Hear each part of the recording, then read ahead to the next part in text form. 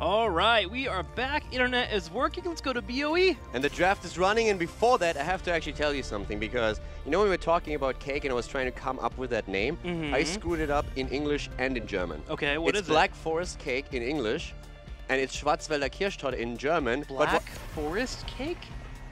Dude, it's insane. How really? do you not know that? No, like I hear Black Forest and I think of Black Forest ham. That's mind-blowing. Okay, but the problem that I had, my mistake was I translated from the English into German, so I screwed up the German name and the English name at the same time. But it's a Schwarzwälder Kirschtorte. Okay. It's awesome. How can you not know that? They even have ice cream. I mean, I'm down to try it, man. Let's do it. I like some Black Forest Tim, cake. you need to get maybe. out more. Okay, let's try it out, I man. told you should visit in Germany. The food alone, my friend. They gotta have it in America. I don't have to go to Germany for a Black Forest cake, I hope. America has the fake American copy. It's not the same. I mean, we might not be the best at having the original content, but you we're are the good best at at copying burgers. I give you that. Our burgers are pretty dominant, that's yeah, for sure. burgers here are pretty good. I agree. Well, Hanzo banned out, so that won't be something that our teams have to worry about. Zealots definitely want that Hanzo. They're thinking about their ban here. Leftovers already banned Hanzo in the first game, and Zealots are actually the one that banned out Garrosh. So we've been talking about this a bit after the last game, what happens to Garrosh and also who takes Sonya. I'm not sure if I really agree with Malfurion as a first pick at this point. If you ban Stukov, yes, it's a different story. But if Stukov is still up and you have the choice to take one of the two, I don't think you really want to start with a Malfurion pick if Sonya is open. Even with Tracer on this battleground, though? This was the original place where Tracer got pulled up on BOE. You actually make a really good point. I didn't consider the Tracer setup. I would have even thought about picking Tracer first then, though. But yeah, you actually make a good point. I mean, I've been talking about this when Battlefield was chosen, even saying that Tracer is it's a great map for Tracer. But I was so focused in my head on Sonya that it slipped my mind. But yeah, at this point, if Tracer is now being picked away and you have Stukov with her, I would at least make sure that I get my hands on Sonya with this. Okay, so we're thinking about our second and third pick here. ETC, something that we have to come back to again, especially on this battleground. For Lauber, can be a strong pickup just for the reasons that we talk about all the time. BOE stun picks up, power slide in, and stun them up. And Li Ming comes out too. So Leftovers having a great draft so far for comfortability, but also for this battleground. I would have really liked to see Sonya. I think we're going to see a ban on her now.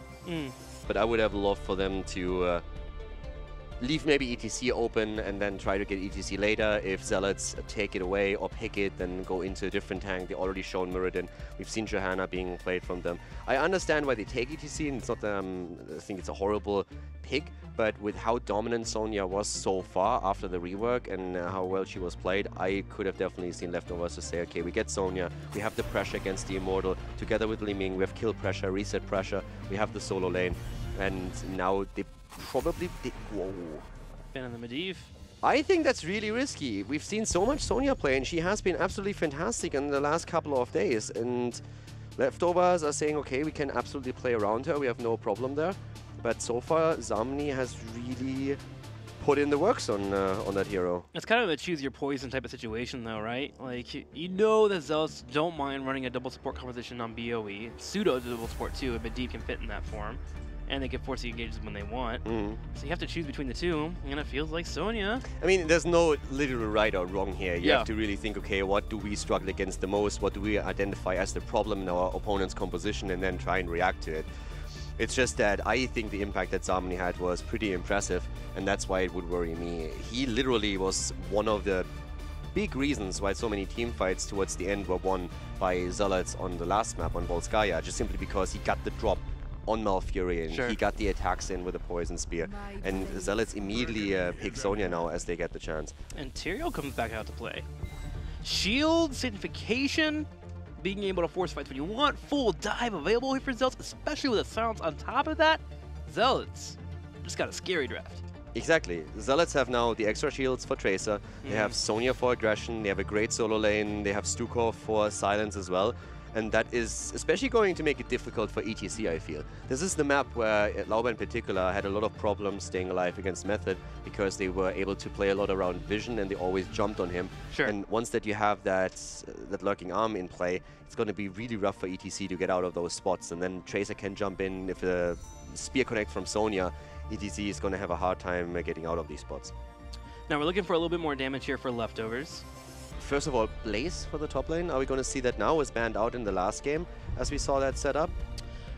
I wonder, because we've been seeing less Blaze against Stukov, because of the silence that can come after a bunker comes in, but it looks like Leftovers believe that is their best chance here to move into it. And then we get the Maiev as well to try and contain that Tracer and Sonya. Yeah, so Maiev again on the later end of the draft, so most of the teams are starting to go away from a Maiev ban or pick priority, but still included in the drafts here.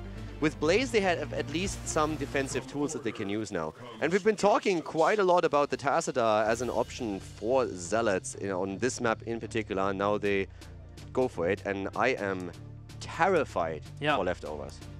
The Chris and Zarmany show, basically. Everything picked afterwards is to make sure that this team is set up to be successful. Tassadar shields coming out. Tyrael shields popping out as well. Sandification if you want to go on a target and jump on top of it. And then you have Stukov, just to land that big arm to make sure to silence everyone that comes around to even contest that area. This is pretty darn terrifying, and I'm wondering how Leftovers is going to control this. Me too. Leftovers have a few things work in their favor as well. A power slide into a root, an immediate combo from Li Ming, and then Maiev also darting in can really deliver the kills. But once we're coming into a 5 versus 5 team fight setup, I think it's going to be extremely rough. Since Zealots have now, they have the poke, they have a lot of insta-kill pressure, they have the silence through Stukov as well, and I'm personally really scared. Sonya alone is already scary. If you have a lurking arm underneath her, she starts to engage and spin into it, and then a shield from Tassadar, then you know you're in trouble. So this is really the one thing that worries me a lot. I think the draft that Zealots has is fantastic, and Tracer, Malfurion, no Malfurion, should have a great time here. We'll see if Leftovers can find a way to win here in BOE against a draft that we know Zealots are very strong with. Game number 3 coming at you, and there's a chance that Zealots can end this series. And the game is on, and this could be the last game of the series as the Leftovers are down 0-2 in the best of 5. To the left, Maiev, played by Blake Hitney, Lelauba on ETC. We have Poryboss on Blaze, DAB on Li Ming, and Linked on Malfurion. On the right side of the red, Zarmany playing Sonya, Shad on Stukov, Mopsio playing Tyrael, ADRD on Tassadar, and Chris pulling the Tracer out. And he was quite successful with it at the Western Clash. Yeah, an absolute terrifying setup that we currently see for the team in red. And so far with Tassadar compositions, Zealots have been insanely successful. They played Tassadar 10 times and they won 7 out of those 10 games. So AD absolutely on point on the Tassadar plays, the double support setups that they prefer to run on maps like BOE. Very powerful for them. And they are going to look for these kills, for Chris in particular, diving into these backlines with Shad playing Admiral Gonzalez here. So Shad is the reason why Stukov, or one of the reasons why Stukov is all of a sudden this high up in the meta. So we have the original Admiral now in play, and let's find out if he can deliver. Yeah, exactly. That's one of my concerns here. I was like, well, Leftovers, they're able to find a way to get Maiev on top of that. Stukov, you can get the ETC power slide afterwards. They could definitely kill him, get a couple resets and go forward. But Shad has been on point with Stukov for the last couple of weeks, and his positioning has been pretty darn good as well. So that will be a difficult task for Leftovers. And speaking of difficult tasks, Zealots have set up a flank here to the top to maybe stop Maiev here, who has started grabbing the siege camp. Yeah, that looks like a problem in the making. Tyrael is already making his way over as well. Zarmany is here too, and all of a sudden it's like, oh my god, look, there's a Maiev. She jumps out, but that, of course, does not change the fact that the cap just got stolen. That was the exact voice comms from Blackney. Oh my god, there's a Maiev, and starts to run away. All right, well, they get the Impalers. They'll be pushing in the top lane. And here's the thing, too, is Leftovers didn't start to war on the south, so they just have to lose out on this trade and clear it up. Yeah, there's the engage. It was a good engage, but here's the problem. Silence comes out immediately, and what looked like a cool engage for Leftovers starts to turn against them. Now, Zarmany found himself also in a bit of trouble since there was an immediate damage burst against him, but it really showed that even with the ETC engage that we saw from Lauba, they were not able to get that kill against Tracer here. So nice moves from Shad once again.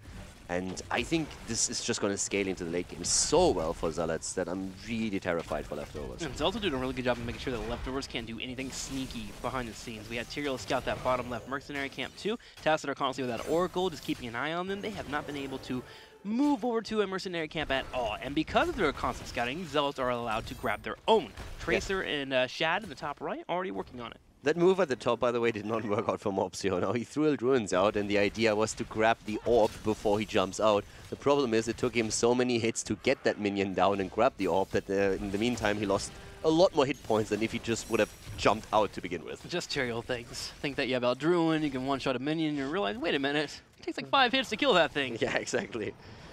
So at the bot lane, one camp taken. Zarmani is just double checking, but he can't do anything about it. Rotation wasn't fast enough for Zealots, so at least leftovers get a bit of pressure onto the lane. Level 4 has now been reached by both teams, and that means that Sonya with her battle rage has again the added pressure towards mercenary camps.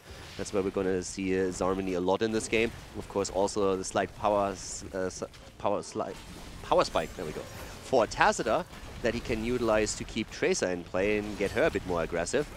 But AD already is low, so he needs to be cautious here. Leftovers have done actually quite a lot of work with that push at that bot lane that they initiated with that double camp. Personally, I think Tacita deserves to have power slide. You know, it's one of his abilities. I think that'd be worth it. Constant poke here already on this bottom lane, clearing it out. Look insanely funny. It would look insanely funny.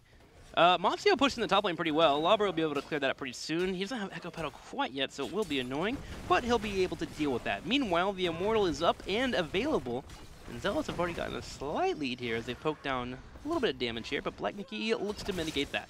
I'm really interested in his Maiev play. We've only seen it once, and that was yesterday against Method when they played on Sky Temple, and that was not a good map for Zealots. Not his fault, but he got demolished there, as did the rest of the team. It was a very unfortunate game for Leftovers, but I want to see if he can have that impact that he's hoping for with Maiev. I mean, she has been a huge priority in draft for a long time, is now starting to fall off a bit, but if Blakidney can get some pressure in, that would be fantastic for them. Talking about pressure, Tracer is down, Maiev with a kill, Zarmani also low, and everybody's on the run here. Everybody for the Zealots is just trying to get out of this spot, whereas Blakidney is looking to see if he can get the cooldown up for his tether again and then drag someone else in, but Zarmani is still able to walk away from it, and that should give Leftovers a lead in the Immortal fight. A great pick there by Leftovers. They were feinting as if they were trying to all-in the Sonya and trying to take her out. They got her down to about half health, and then at the last second, they made the snap decision call to turn around and power slide the Tracer. Chris, not realizing that, gets picked off, and he recalls into danger. And Leftovers, with that pick, should be able to get this Immortal going in their favor. Yeah, they have level 7 now also in the hands of Leftovers, and that again brings us back to Calamity for DAB. He is insanely strong on any kind of carry hero, and now with Liming and the reset potential, that's of course what he's hoping for. We still have at the same time with the level 7 power spike on Stukov within my reach, also a great tool for Shat that he can now use to get into a better position for these fights. And Leftovers, they have taken the lead in the Immortal fight, but they haven't reached the halftime show yet. They have not reached it. It's close, but it's still looking to poke. Zealots doing their best for defense already, though, with Mopsio here and Zarmani pushing that top lane. Maiev will have to head over and start defending, and Chris has built a pulse bomb, so Leftovers will have to play safe and stay near their Immortal to make sure that no one gets caught out and gets blown up. Yeah, nice pressure here against ADRD. He doesn't even use his though no-dimensional shift being utilized, and that again triggers an attack by Zealots onto the Immortal. We have the attempt to lock someone down from Leftovers, but it is failing over and over again. And this is starting to become a problem because the Zealots are all of a sudden taking nearly a lead here. At least they've equalized the hit point count. Luckily looking to force a fight. Polyboss goes for the jet propulsion, but misses completely. Mopsio gets locked down here on the left, but with the sounds coming out, he should be able to escape. Chris steps up and gets a couple of auto attacks on a few members, but Leftovers still feeling pretty healthy there. Problem is, Link is starting to get low on mana. Yeah, Maiev is also focusing on the Immortal again, and as you said, mana is going to become a bit of a problem, and linked on Malfurion has to be especially careful, especially since Sonya's now moving in. Does miss the spear though, as DAB reacts immediately, and now it's once again time to just poke from a distance. Polyboss gets the bomb here, at the same time without the bunker, he has no tools to survive, but what about Tracer? Tracer herself is low, Chris is getting the shield though, as AD already saves him, Blakidney in trouble, but so is Zarmani as he's a bit too far out, gets tethered in, and that's the counter kill against Sonya. All the save buttons went on Chris to keep him alive, and they did just that. Sadly, Zarmani, though, being a little bit too far out, had nothing that could come his way due to shields going over to Chris, so he falls a victim. The rest of Zealots, though, tap and go straight for the Immortal, and it's going to come down to a race. So far, it looks like the Leftovers are going to be able to win it, and they don't. Just barely here, 295 health over to Zealots. Leftovers thought that they could actually race it down, and they tried, but Zealots, they have too much burst potential on this part, and they were able to claim the Immortal. It's Immortal without shields, but that's still really annoying for Leftovers. Yeah, was it a pulse bomb dropped on there? Like, how... I know the spear. I mean, it wasn't a pulse bomb since he still has it not quite up yet, or just now, so it didn't use it, but... Sonya also didn't spear. I'm not quite sure what exactly. Maybe it was just like the storm that came offline, or a melee attack from Tracer. But whatever it was enough to just push him over the edge there. Incredible. Poison Spear and Sonya a little bit strong there. Able to get a little bit of damage. Gonna have Mopsio taking a bit of pressure here, but he's able to Eldruin out. But Polyboss comes in for the flank. He'll hit Tracer. Tracer able to zip away as Mopsio continues to escape this 5-man pressure play. The Immortal also has been burned down quite quickly. Yeah. I mean, it has done damage, don't get me wrong. So we've at least seen them get down, take the walls apart, and also the fort down to half health. We have now, with Battle Rage, the passive increase against Mercenaries. We see now Zarmany taking another camp quite easily. Experience on both sides have now put them into control of their level 10 abilities, and this is where the real game, so to say, starts. This is where Sanctification can be a big game changer. Stukov again with a Lurking Arm, and of course his shove on level 10. But yeah, team fights are going to be super interesting, especially the question, can we get a good mosh pit from Lauber? Because that's not going to be easy for him with Stukov being part of this equation. Yeah, the massive shove coming out there, the silence being really annoying. Sonya can even interrupt it there with a spear. Leftovers pushing down here with the Mercamp, but that gets cleared up pretty easily. That top lane continues to be an annoying fight. Hang on, Lauber gets hit with a Pulse Bomb and a Silence combo. And ETC, that health point that you pointed out in the draft, just not enough there. Too much damage coming out, and Leftovers have to escape. And that's what I'm worried about, because we talked in the draft about how ETC is going to be pressured with a Lurking Arm and then the burst damage that comes out. But in that example, we even mentioned the Spear of Sonya connecting on top of it as well. That wasn't even the case here. No. It was just a really good slow and a Lurking Arm coming out that didn't allow him to use any of his defensive tools, and then the immediate attack. And we see the same thing happening again. Li Ming killed with the same setup. Shad goes in, gets the slow, gets the silence, and then Chris alone is already enough to get these kills. And this is going to continue even more so once that we have Sonya in those mix, where she can get the Poison Spear and gets a quick smash. And without any kind of panic button, I think it's going to be really rough for Leftovers to defend against that. And that's why Shad is one of the best Dukovs we have here in HGC Europe. He actually set that up, coming in for a flank, dropping down the slow, getting the sounds, and giving Tracer the free kill. Incredible to see there as Zealots start the Immortal race again and immediately have the halftime show and are in the lead. Yeah, and Zealots now are in an absolute commanding spot again. The momentum at least in their favor. They don't have a talent advantage yet, but Leftovers are already forced to defend here, and that's not a spot they want to be in against Tacita, for example. Like, that poke alone with Storm can just get so annoying, and he doesn't even have access to his level 16 yet. So we see Leftovers moving a few heroes over to the left, DAB with combos, and Maiev on the point as well. But it's getting to get a really weird race, since also at the top lane the camp is pushing in favor of Zealots. And here comes the spear and the immediate slam against Lauber, and he's already on half HP.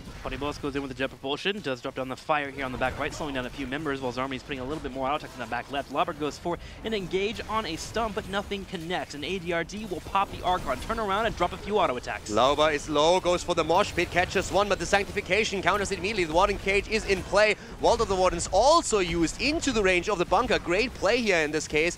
Good setup. They're trying to burn this down now and get maybe a kill so that they can defend their Immortal, but Boss is insanely low. Barely heals himself, moves out, but Zealots are in full chase now. And Chris, of course, is just hoping to get a kill here. DAB is low in mana, low in HP. Maiev moves in. Here comes the Vault of the Warden. The kill! The double! They get Stukov and Tacita, but Maiev also falls, but Leftovers. What just happened? The Twilight Dream follow-up into DAB getting resets. He's starting to be low on mana. He goes for Chris. Chris able to recall it out. The Night Camp is still pushing the top lane, but Leftovers with that tether into an engage. Malfurion getting that root just enough to allow for Li Ming to come in with a couple calamities and get the kill. That was actually really impressive. They didn't even use the Twilight Dream. I thought they had pulled that up, but they didn't. That was just fully a tether into Li Ming and the rest of Leftovers chasing correctly. It really looked as if Zealots was just about to clean up the entire team one after another and chase them down.